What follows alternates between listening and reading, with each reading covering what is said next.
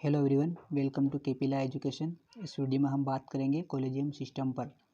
ये पूरे सिस्टम को हताश करता है। सुप्रीम कोर्ट ने जजों की नियुक्ति के लिए कॉलेजियम द्वारा दोहराई गई सिफारिशों पर बैठे रहने पर केंद्र पर नाराजगी जाहिर की है।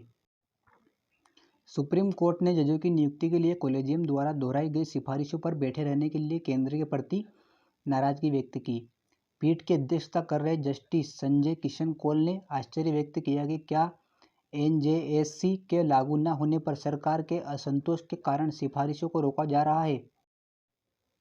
उन्होंने कहा, मुद्दा यह है कि नामों को मंजूरी नहीं दी जा रही है। सिस्टम कैसे काम करेगा? हमने अपनी पीड़ा व्यक्त की है।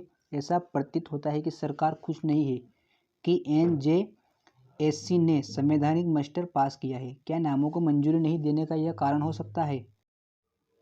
कानून मंत्री किरेन रिजिजू द्वारा टाइम्स नाउ समिट में कॉलेजियम प्रणाली की आलोचना करने के तुरंत बाद यह टिप्पणी आई है।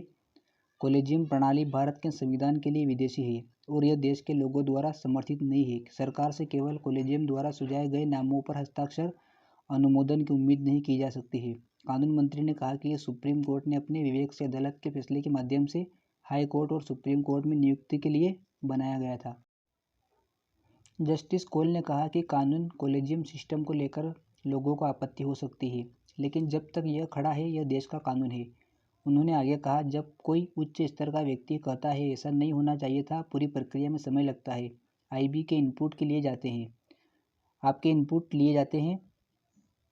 सुप्रीम कोर्ट कॉलेजियम आपके इनपुट पर विचार करता है और नाम भेजता है। एक बार यह दोहरा जाता है, यह मामला समाप्त हो जाता है, जैसा कि कानून अभी है। इसलिए उन्होंने अटॉर्नी जनरल और सॉलिसिटर जनरल से सरकार को पीठ की भावनाओं को व्यक्त करने और यह सुनिश्चित करने के लिए कहा कि भूमि के कानून का पालन किया जाए। मामला 8 दिसंबर का रखा गया था। जस्टिस एएस ओक भी इस बेंच में शामिल थे। बेंच सुप्रीम कोर्ट कॉलेजियम द्वारा दोहराए गए 11 नामों को मंजूरी नहीं देने के खिलाफ 2021 में एडवोकेट्स एसोसिएशन बेंगलुरु द्वारा दायर एक अवमानना याचिका पर विचार कर रही थी।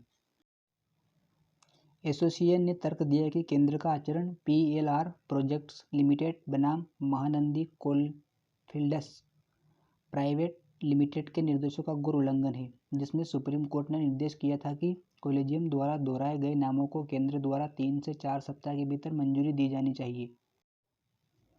जस्टिस कौल ने कहा कि सिफारिशों को रोकना अक्सर पूरे सिस्टम को हताश कर देता है।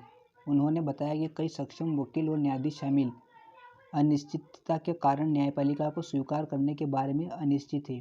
जब हम युवाओं को न्यायाधीश का पद स्वीकार करने के लिए राजी करते हैं तो उनकी चिंता यह होती है कि समय पर नियुक्तियां होने की क्या गारंटी है। समय सीमा का पालन करना होगा।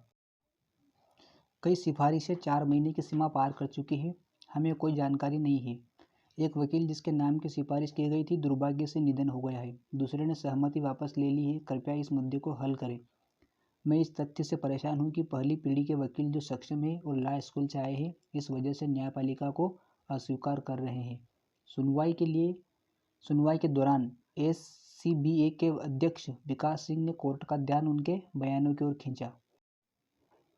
जस्टिस कौल ने कॉलेजियम की सिफारिश को विभाजित करने की प्रथा की भी आलोचना की। उन्होंने मौखिक रूप से कहा, कभी कभी जब आप नियुक्ति करते हैं तो आप सूची से कुछ नाम चुनते हैं और दूसरों को नहीं। आप जो करते हैं वह प्रभावी रूप से वरिष्ठता को बाधित करता है। जब सुप्रीम कोर्ट कॉलेजियम सिफारिश करता है तो कई कारकों को ध्यान में रखा जाता है।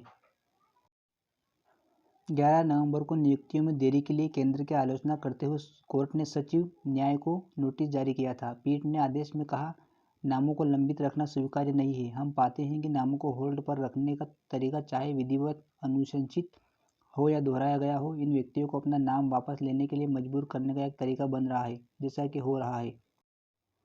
पीठ ने पाया कि 11 नामों के मामलों में जिन्हें कॉलेजियम द्वारा दोहराया गया है, केंद्र ने फाइलों को लंबित रखा है, न तो मंजूरी दिए बिना और न ही आपत्ति बताते हुए उन्हें वापस किया है, और सिफारिश रोकने की ऐसी प्रथा अस्वीकार्य है।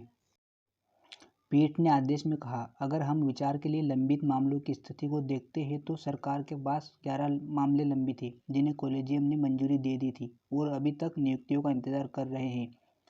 उनमें से सबसे पुराना 4/9/2021 को भेजा गया था, जबकि 13/9/2022 को आखिरी 2 भेजे गए थे। इसका तात्पर्य ये है कि सरकार ने न तो व्यक्तियों की नियुक्ति करती है और न ही नामों पर अपने आपत्ति यदि कोई हो के बारे में सूचित करती है।